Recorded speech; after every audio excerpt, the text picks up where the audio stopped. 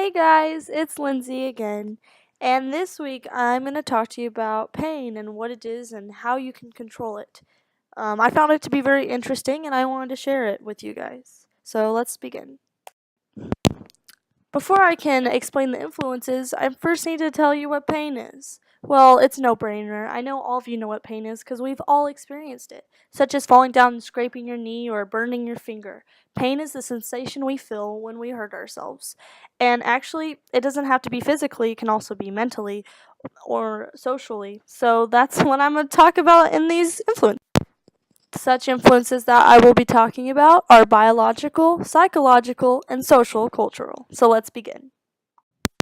One of the influences of pain is known as biological influences. Now, biological influences has to do with the experience of pain that can depend on your genes that you inherited or your physical characteristics. For instance, if you're a woman, it's just a fact that you're going to be more sensitive to pain and that your senses and hearing are and smell are also more sensitive than guys. And what I found very interesting about this influence is that many people experience pain not from actually hurting themselves physically, but because of their brain and it trying to stimulate situations that it's going through. For instance, the book explains how people who have a hearing loss, even though they can't hear anything, they still have a ringing in their ear. Or people who can't see can still have hallucinations and visions, and it's just how their brain is working or how it's trying to figure out what it should do in these situations. So this is a type of pain, but it's only influences by your biological stance. The second influence of pain is psychological influences.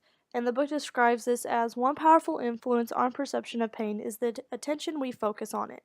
Now, what this means is that when we're experiencing pain, in our mind, as we remember the pain once it's over, we usually remember the peak of the pain as well as the end of it.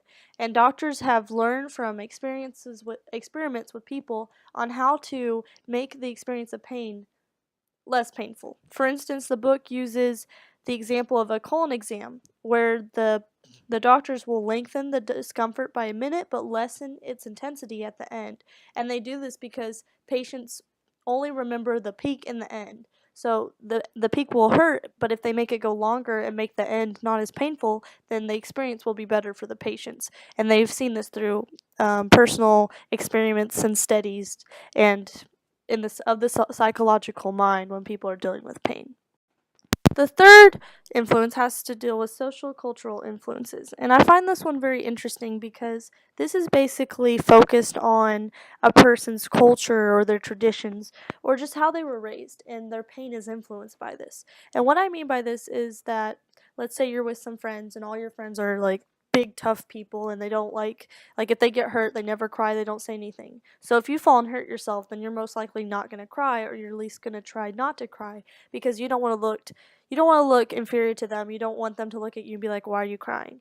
I know I've experienced this because there's been times I was with my friends and I fell and I hurt myself, but I didn't cry or I tried not to complain because I didn't want them to look at me weird because they would either laugh at me or say I was being a baby. And all of my pain was then not, it didn't hurt as bad because I was more focused on being a tough person than actually focusing on the pain itself. So I find it pretty interesting that you can influence your pain just from how you're raised or by the people around you.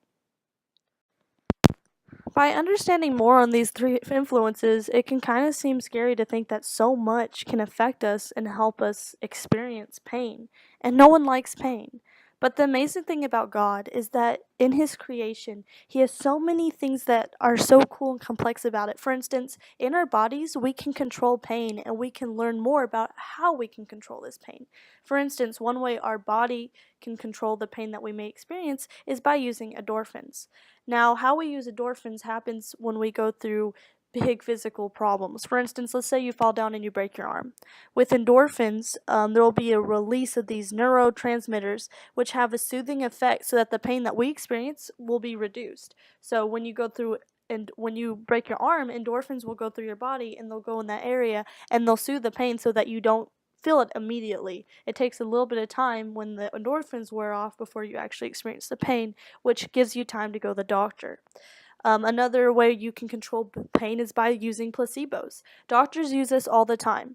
Let's say someone's sick and they say they have a bad stomach ache or a headache. I know I've done this before where I had a really bad headache and someone just gives me medicine and I take it and then all of a sudden I feel better.